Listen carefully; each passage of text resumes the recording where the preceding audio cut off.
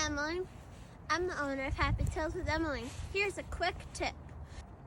I just picked up my dog poop. And guess what? I got dog poop on my hands. So what do? Put this down. If I have some water, I can use it.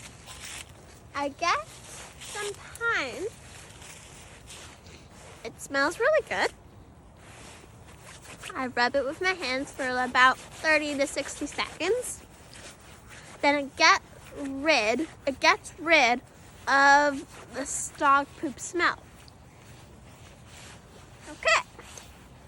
Of course, when you get home, wash your hands with soap and water. Don't forget to like and subscribe. Bye.